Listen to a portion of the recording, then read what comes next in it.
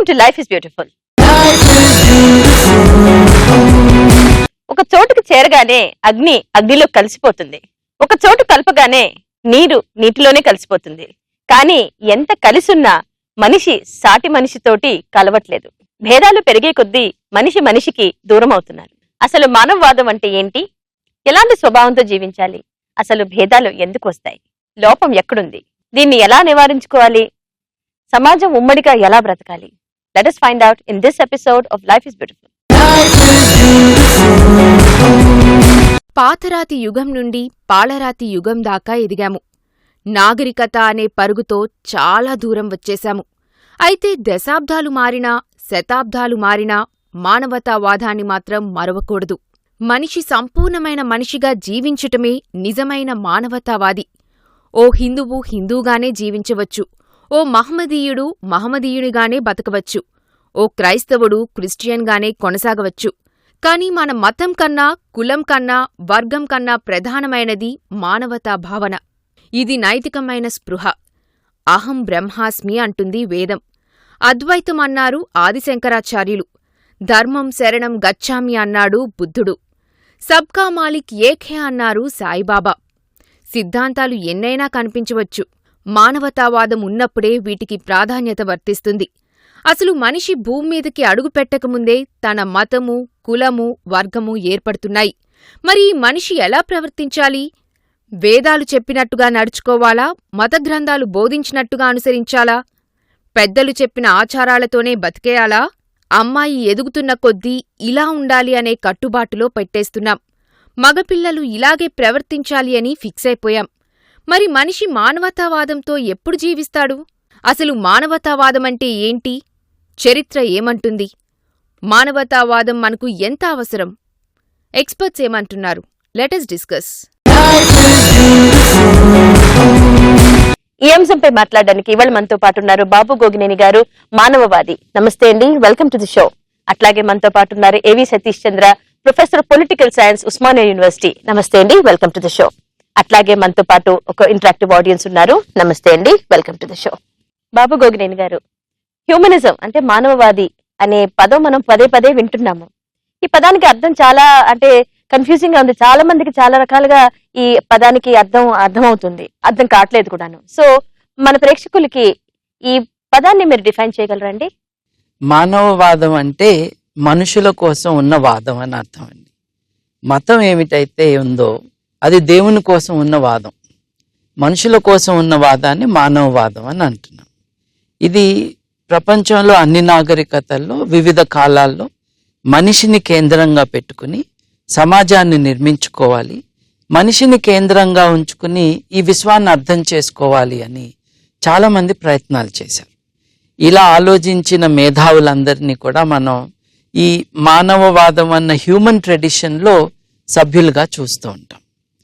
మతం హిస్టారికల్గా ఏమి చేసింది అనంటే ఈ విశ్వం ఎలా ఆవిర్భవించింది, ఈ విశ్వం ఎలా నడుస్తుంది, ఆ ప్రశ్నలకి, అలాగే మనం సమాజంలో నీతిగా ఎలా బతకాలి అన్న ప్రశ్నకి సమాధానాలు ప్రపోజ్ చేసి, వీటన్నిటికీ కూడా ఒక స్ట్రక్చర్ ఉండి, అలాగే ఒక దేవుణ్ణి చూపించి, చనిపోయినాక నరకం, స్వర్గం, బతికున్నప్పుడు ఇటువంటి శిక్షలు అని చెప్పి బెదిరించటమో ఆశ పెట్టడమో చేసి మనుషులందరూ ఇలా ఉండాలి అని నిర్దేశించింది.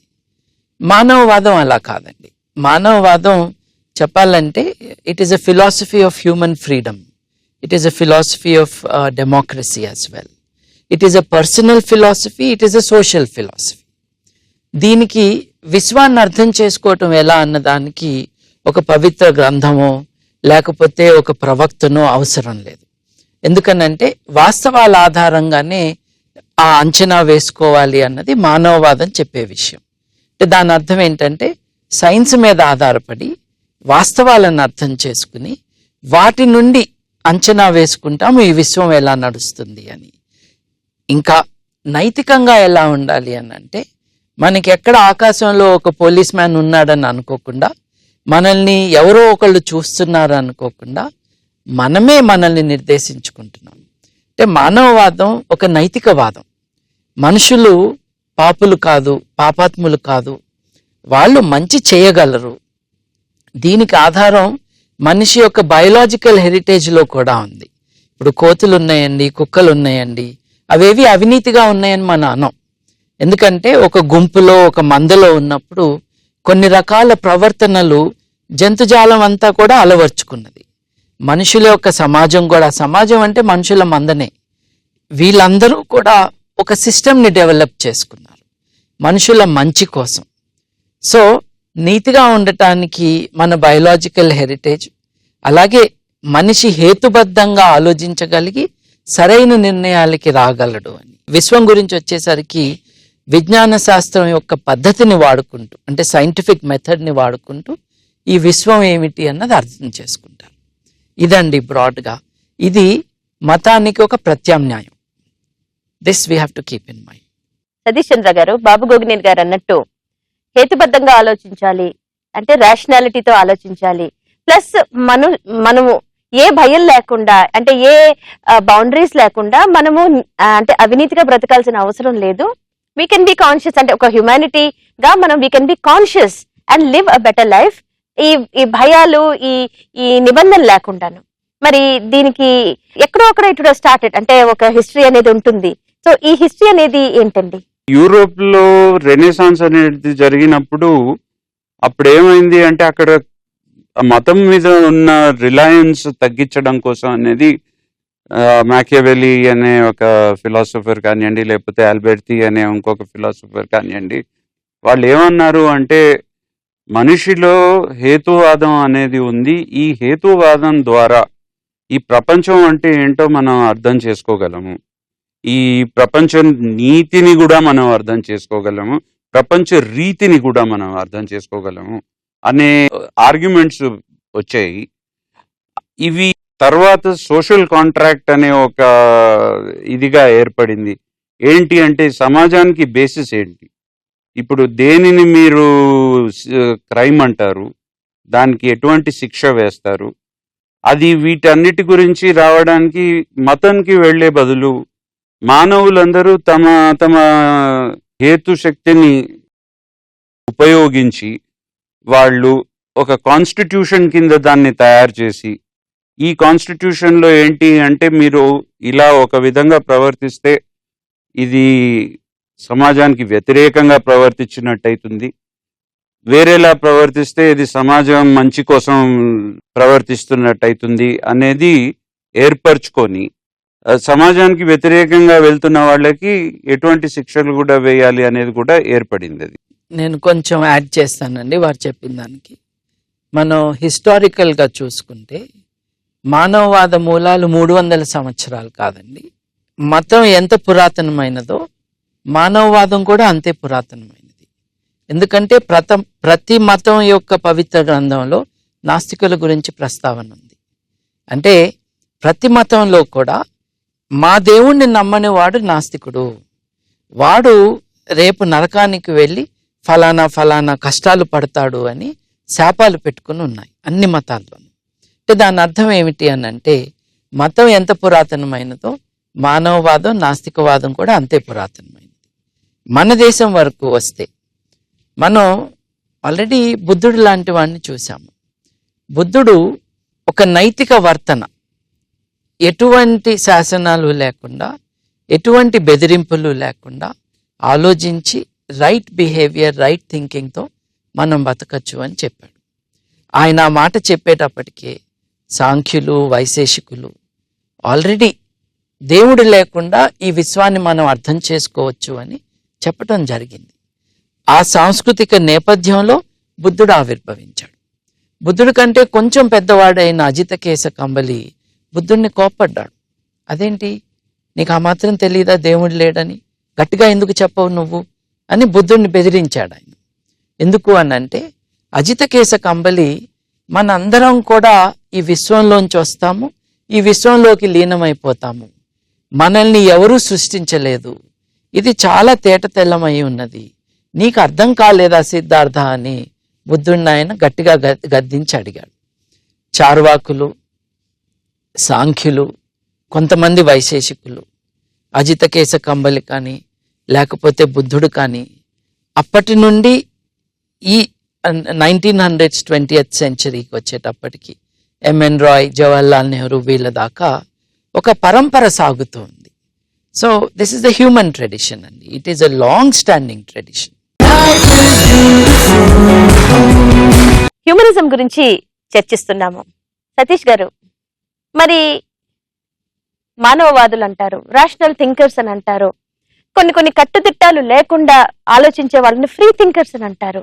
కానీ చాలా మంది వీళ్ళని నాస్తికులు అని జమకట్టేస్తారు, ఒక గ్రూప్ లో పెట్టేస్తారు అనమాట. మరి నాస్తికత్వానికి హ్యూమనిజం కి తేడా ఏంటండి? నాస్తికత్వము అంటే ఇప్పుడు ఈ సృష్టి జరిగిన దాని వెనక ఎటువంటి వేరే పవర్ అనేది ఏమీ లేదు. ఈ సృష్టి దానంతటా, ఇప్పుడు స్టీవెన్ హాకింగ్ అడిగితే హూ క్రియేటెడ్ ద యూనివర్స్ అంటే the universe created it self అంటాడు ఆయన. అటువంటి వాళ్ళది నాస్తికత్వం వస్తుంది. కానీ ఏదో ఒక పవర్ ఉంది, దానికి దేవుడు అని పేరు పెడతారు, గాడ్ అని హీబ్రూలో అది దాన్ని ట్రాన్స్లేట్ చేస్తే నో నేమ్ అని వస్తుంది. సో గాడ్ అనేది కూడా ఉన్న వాళ్ళు కూడా ఉన్నారు. కానీ ఇప్పుడు నాకు తెలిసిన వాళ్ళలో చాలా మంది హేతువాదులు, వాళ్ళు సూపర్ స్టిషన్స్ అనే వాటికి ఇది కాకుండా, ఇప్పుడు ఈయన చేశారు పితృతర్పణాలు చేయడం, అవన్నీ చేయకపోవచ్చు, కానీ ఏదో ఒక శక్తి ఉంది అని అనుకునే వాళ్ళు ఉన్నారు. కానీ వాళ్ళు కూడా మానవవాదంలో వాళ్ళకి కూడా బిలీఫ్ అనేది ఉంటుంది. అందుకనే కదా ఎవరికైనా వస్తే దేవుడి మీద భారం వేసి వదిలేస్తామని ఇప్పుడు ఈ కాలంలో ఎవరు అనడు. ఎటువంటి కష్టం వచ్చినా సుఖం వచ్చినా దాన్ని ప్రతి వాళ్ళే డీల్ చేసుకుంటున్నారు. కానీ కొంతమంది ఉన్నారు, నాస్తికత్వం అనేది అవసరం లేదు మానవవాదం ఉండడానికి, దేవుడు అనేవాడు ఉండొచ్చు ఉండకపోవచ్చు, పూజలు చేయక్కర్లేదు, అదేదో ఆ శక్తిని, దాని కోపం వస్తుంది దానికి, నేను పూజ చేయకపోతే నాకు పనిష్మెంట్ వస్తుంది అని అది నమ్మరు కొంతమంది. సో రేషనల్ గా ఎలా ఆలోచించినా సరే, నీది నువ్వు చేయి, నాది నేను చేస్తాను, ఎవరు ఒకరికి హాని కలిగించకుండా అందరం బ్రతుకుదాము అంటే డెఫినెట్ గా ఒకలాంటి డౌట్ వస్తుంది. మరి అందరం ఉమ్మడిగా ఎలా బ్రతకాలి, ఒక సొసైటీగా ఎలా బ్రతకాలి, అందరూ వాళ్ళ పనులు చేసుకుంటుంటే అని. But before we ask you for an answer అండి, ఆడియన్స్ నుంచి ఒక క్వశ్చన్ ఉందండి. ఉన్న సిచ్యువేషన్ లో అందరూ నేను గొప్ప అనుకొని పక్క వాళ్ళని పట్టించుకోకుండా అంటే తక్కువ చేసేస్తున్నారు. అంటే ఇది డబ్బు వల్ల అనుకోవచ్చా, లేకపోతే కులము క్యాస్ట్ వల్ల కూడా అనుకోవచ్చా? అంటే అది ఇప్పుడున్న సిచ్యువేషన్ కాదండి, అది ఎప్పుడూ కరెక్ట్ కాదు. మనిషి ఏ సమాజంలో బతుకుతున్నాడో, దేన్నైతే మనం నాగరికత అని అంటున్నామో, వాటిలో కొన్ని విలువలు ఉంటాయి. ఆ విలువలు ఆ కాలానికి కాదు, ఎల్లకాలానికి పనికొచ్చే విలువలు అవి.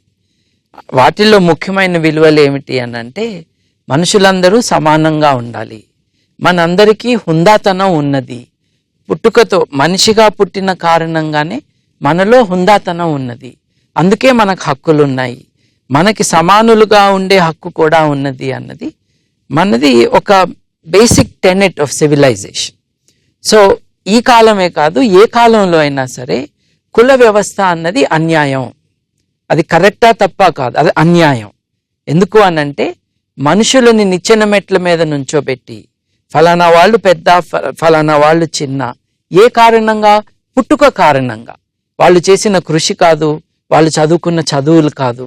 నువ్వు ఇలా పుట్టావు కాబట్టి నీకు నీ జీవితాంతం ఈ శిక్ష నువ్వు అనుభవించాలి, నువ్వు ఈ కులంలో నీకు ఇచ్చిన పర్టిక్యులర్ కాస్ట్ ప్రొఫెషన్ ఏదైతే ఉందో అది మట్టుకే పాటించాలి, నువ్వు ఎవరినైనా పెళ్లి చేసుకోవాలంటే వాళ్ళల్లోనే చేసుకోవాలి, నువ్వు పైకి ఇట్లా చూడటానికి వీల్లేదు, నీ నీడ నా మీద పట్టడానికి వీల్లేదు అని అన్నీ ఉన్నాయి చూసారా. ఇవన్నీ కూడా మానవవాదం అన్నది లేనప్పుడు, మనుషుల హుందాతనం గురించి స్పృహ లేనప్పుడు అది పర్వాలేదులే అని అనుకున్నారు. ఇప్పుడు మతానికి మానవవాదానికి ఉన్న తేడా ఏమిటి అనంటే, మతం పేరుతో మనం ఏదైనా చేసి దేవుడు లేకపోతే దయ్యం లేకపోతే స్వర్గం లేకపోతే నరకం చూపించి అన్యాయాన్ని నడుపుకోవచ్చు. మానవ జాతి చరిత్ర అంతా కూడా ఇటువంటి అన్యాయాన్ని సపోర్ట్ చేసింది మతం. మానవవాదం అది ఒప్పుకోదు. మనకి మతం కాదు కావాల్సింది, మానవ విలువలు కావాలి, మనుషుల సమానత్వం కావాలి, మనుషులు ప్రతి ఒక్కళ్ళు కూడా పెద్దవాళ్ళు కావాలి. మీరు అన్నారు కదా, మీరు గొప్ప నేను గొప్ప అని. మన అందరము గొప్ప వాళ్ళము అని చెప్పేది మానవవాదం. నువ్వే గొప్ప, నేను కాదు అని అనుకుని బాధితుణ్ణి కూడా న్యూనతా భావంలో పెట్టగలిగింది ఈ భావ నియంతృత్వం ఏదైతే ఉందో దాన్నే మనం మతంతో అసోసియేట్ చేస్తాం. కానీ సార్ ఇప్పుడు డబ్బుకి ఇచ్చిన రెస్పెక్ట్ మనిషికి ఇవ్వట్లేదు కదా. ఎందుకంటే మనిషి కేంద్రంగా లేడు కాబట్టి సమాజం. మళ్ళీ మనిషిని సమాజం యొక్క కేంద్రానికి తీసుకురావాలి అన్నది మానవవాదం చెప్తుంది. ఏ మేరకు అది లేదో ఆ మేరకు ఇటువంటి, అది డబ్బు కావచ్చు, కులం కావచ్చు, లేకపోతే సమాజంలో స్థాయి కావచ్చు, అది రాజకీయ నాయకులకు వచ్చే స్థాయి కూడా కావచ్చు, ఇవన్నీ కూడా ప్రైమసీ తీసుకుంటాయి. అది వద్దని దానికి వ్యతిరేకంగా పోరాడాల్సిన అవసరం మన అందరికీ కూడా ఉంది. సో ఇక్కడ ఇంకా ఐ థింక్ అందరిలో చిన్న కన్ఫ్యూజన్ ఉందండి. అంటే ఇప్పుడు మీరు అన్నారు కదండి, ఇప్పుడు అందరూ సమానం అనేది చాలా మంది వెంటనే అనుకుంటారు ఇది కమ్యూనిజం కదా అని అంటారు. అట్లాగే ఇప్పుడు మానవ హక్కులు గురించి మాట్లాడినప్పుడు అందరూ సమానమే అని మనం మాట్లాడినప్పుడు కానీ కులమత భేదాలు ఉన్నాయి, జాతి మత భేదాలు ఉన్నాయి, ఇంకా చాలా చాలా ఉన్నాయి కదా, మరి దీన్నేంటి అని డెఫినెట్ గా అడుగుతారు. మరి ఇదివరకే అన్నట్టు మనకి స్పిరిచువాలిటీ తోటి ఆధ్యాత్మికంతో పని లేదు, మానవుడు ఒక కేంద్రం, ఆ కేంద్రాన్ని మనం గుర్తించాలి అని మనం అన్నప్పుడు మళ్ళీ కన్ఫ్యూజన్ వస్తుంది. హ్యూమనిజం గురించి, మానవ వాల్యూస్ గురించి, మానవత గురించి మనం మాట్లాడుతున్నాము. ఇప్పుడు బాబు గోగినేని గారు, ఇప్పుడు నేను మీకు ఒక బిఫోర్ బ్రేక్ ముందు ఒక చిన్న సమస్య మీకు చెప్పాను. అంటే ఇన్ని డౌట్స్ ఉన్న పర్సన్ కి మనం క్లారిటీ ఎలా ఇవ్వాలి? అంటే మనుషుల యొక్క వాదం మానవవాదం. మానవవాదులని ఇవాళ మనం ఆధునికంగా ఎవరినైతే గుర్తిస్తున్నామో, అంటే వీళ్ళు 10 మందో 20 మందో లేరండి. ప్రపంచవ్యాప్తంగా ముందు అత్యధికంగా ఉన్నది క్రిస్టియన్లు అయితే దాదాపు 300 కోట్ల మంది ఉంటే, తర్వాత 150 కోట్ల మంది ముస్లింలు ఉంటే, ఆ తర్వాత వచ్చేది మానవవాదులే. వాళ్ళు 129 కోట్ల మంది ఉన్నారు ప్యూ సర్వే ప్రకారం. సో మనం గుర్తుంచుకోవాల్సింది ఏంటంటే వీళ్ళు 10 మంది 20 మంది కాదు, చాలా మంది ఉన్నారు.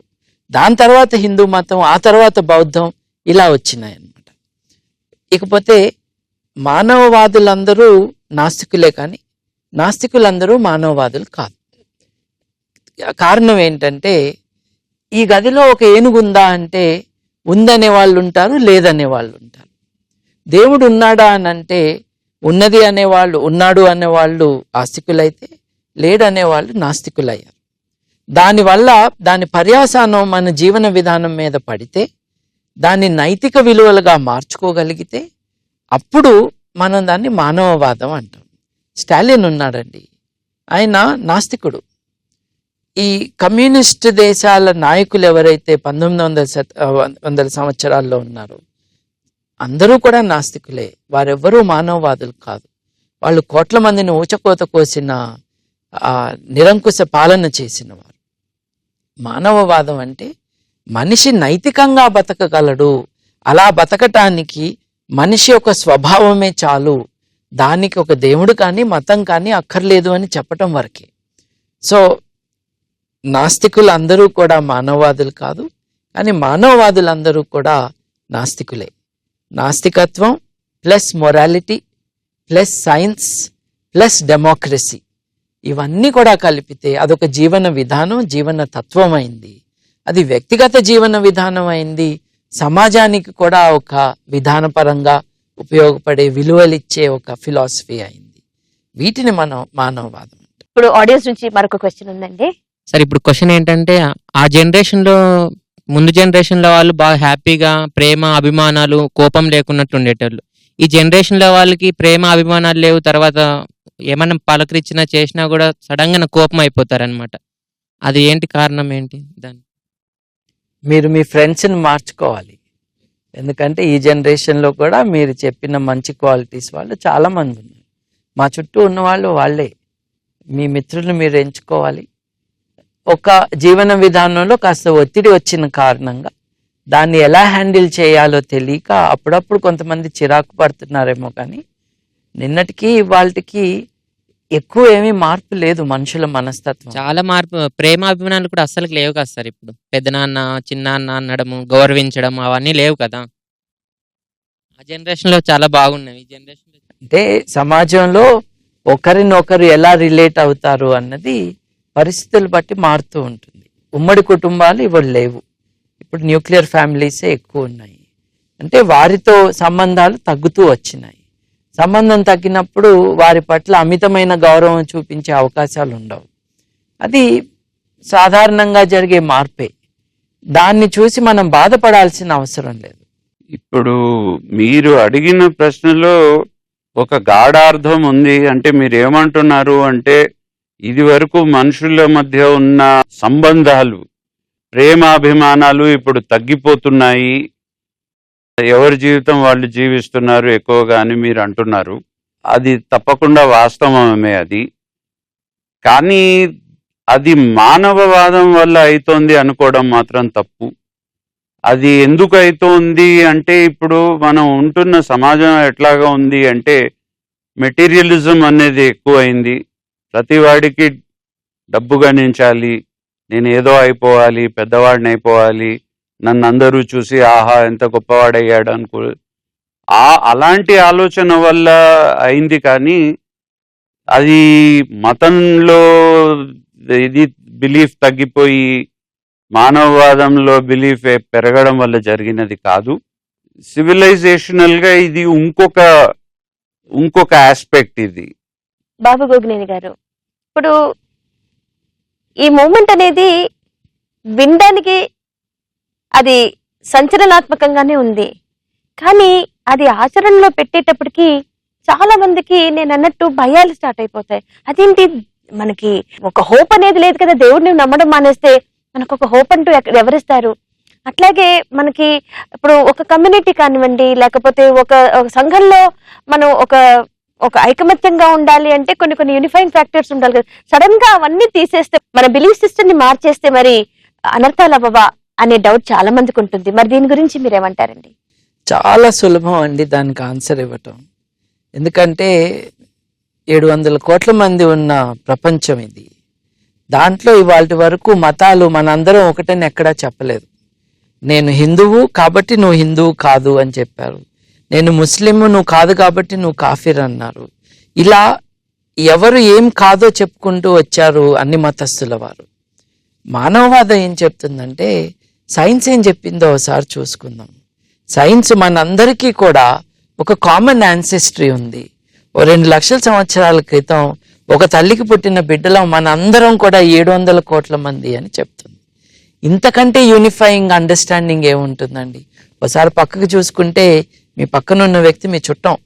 ఎందుకంటే 2 లక్షల సంవత్సరాల క్రితం ఒకే తల్లికి పుట్టిన బిడ్డలం మనం. ఓవర్ టైం డిఫరెన్షియేట్ అయింది, and we are what we are today. But there is something unifying us. ఈ యూనిటీ అన్నది కులం అటువంటి ఆర్టిఫిషియల్ డిస్ట్రక్టివ్ యూనిటీ కాదు. ఇప్పుడు కులాలన్నీ కూడా ఆ కులస్తులందరినీ కూడా ఆలింగనం చేసుకుని ఆ కులం కాని వాళ్ళపైన వ్యతిరేకత చూపించి రాజకీయ సమూహాలు కానీ లేకపోతే ఆర్థిక పరమైన పోరాటాలు కానీ అది జరుపుకుంటున్న చరిత్ర మనది. ఇప్పుడు తెల్లతోలు నల్లతోలు పోట్లాటల చరిత్ర మనది మానవ సమాజానికి. అవన్నీ వదిలేసి మనందరం ఒకటే అని అంటున్నప్పుడు it is a unifying factor. అలాగే ఎప్పుడు కూడా వాస్తవాన్ని నమ్మటంలోనే నిజాయితీ ఉంది. ఒక అబద్ధాన్ని పట్టుకుని ఎంతకాలం వేలాడతాము? ఈ విశ్వం గురించి వాస్తవాలు మనం అర్థం చేసుకోవాలి. మనిషి ఒక నైతిక బాధ్యత కూడా అది. వాస్తవం ఇదైతే నా నమ్మకాన్ని నేను మార్చుకోవాలి. నమ్మకాల ఆధారంగా వాస్తవాలు మారవు. అట్లా మనం జీవించటం మొదలు పెడితే మనందరం కూడా కలిసి ఒక ఉమ్మడి కుటుంబంగా బతకచ్చు ప్రపంచంలో అందరం అని చెప్పేది ఏకైక జీవన తత్వం మానవవాదం. మా షోకి విచ్చేసినందుకు బాబు గోగినేని గారు థ్యాంక్ యూ వెరీ మచ్. అట్లాగే సతీష్ చంద్ర గారు థ్యాంక్ యూ వెరీ మచ్.